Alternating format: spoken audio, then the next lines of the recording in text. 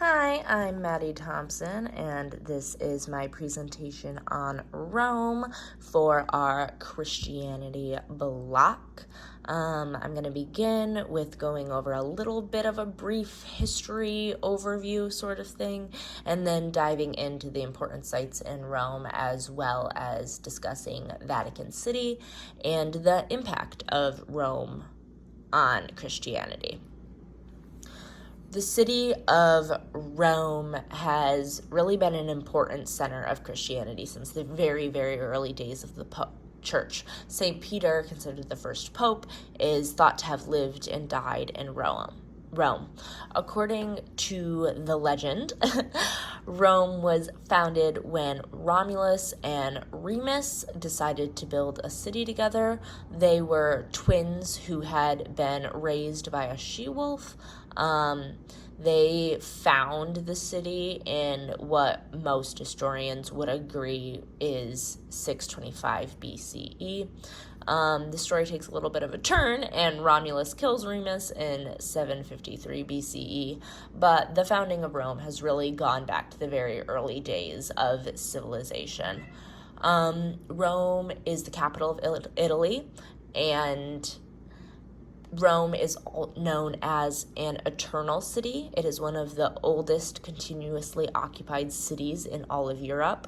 There was a little bit of a decline in the population of Rome during the Middle Ages, but it bounced back around the 14th and 15th century with the Renaissance.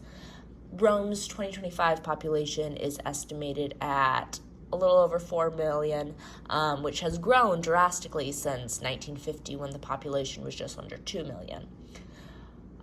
In 313 CE, the Emperor Constantine put forth the Edict of Milan, granting legal status to all religions, including Christianity. Christianity really begun to flourish in Rome then, and flourish as a whole.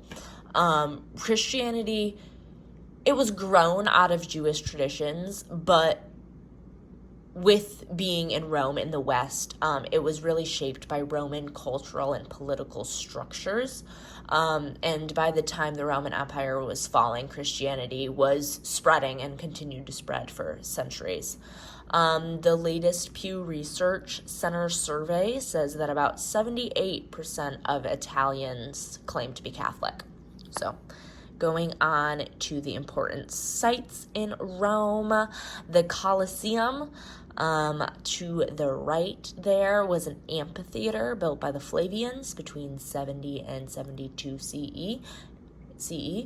They used this for gladiator fighting, for contests between men and animals, but the sort of like actual arena area, not the seats, but like the bottom of it, could be filled with water, and they would use it for mock naval battles. Moving on to the Pantheon, just a couple quick hits here. The Pantheon, before modern times, this building contained one of the largest domed roofs that humans had ever built, and it's a really good example of ancient classical, meaning Greek and Roman architecture. The Trevi Fountain is an example of Baroque architecture. It was created by Niccolo Solvi, and it's very much a scenic wonder with mythological and allegorical figures as well as natural rocks. And these are kind of the three main things that people visit when they go to Rome. Vatican City is the very center of the Roman Catholic Church. Really, Catholicism, the sect of Christianity, is what Rome is kind of involved in. That's their sect of the Christian Church. But the Roman Catholic Church really runs out of this city. It is the home of the Pope and has religious and architectural sites such as St. Peter's Basilica and the Sistine Chapel. This was a very important city for the artistic masters such as Raphael, Michelangelo, and Bernini. The basilica, St. Peter's Basilica, was actually built over the tomb of St. Peter by Constantine. The Vatican has museums and galleries, but also a library that was founded in 1475, which has centuries of collections of manuscripts and books and drawings, and it is really one of the largest collections of not just Christian culture, but of humanity as a whole. That their libraries and museums really, this is a place that has tabs and information on everything. The Vatican City is a lot of Renaissance and Baroque architecture. There are priests and nuns that live in the Vatican City, but also hundreds of lay people involved in secretarial and service occupations for the city, as well as trade and things like that. The Vatican population is about 800. They also employ Swiss guards to protect the Pope.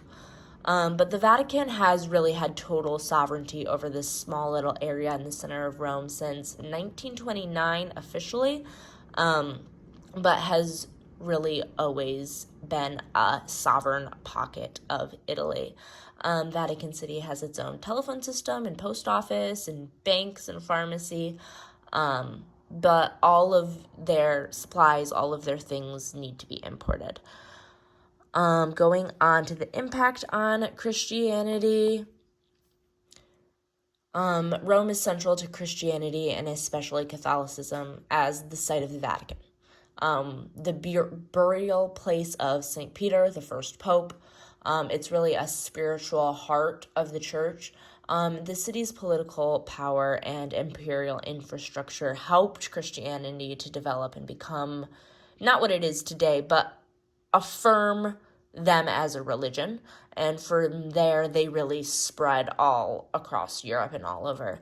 Over time, Rome's historical and cultural and architectural legacy has deeply shaped Catholic rituals, art, and authority. And not only did the Vatican and Rome develop Christianity, but Christianity developed out of Rome. So they really go hand in hand. Thank you.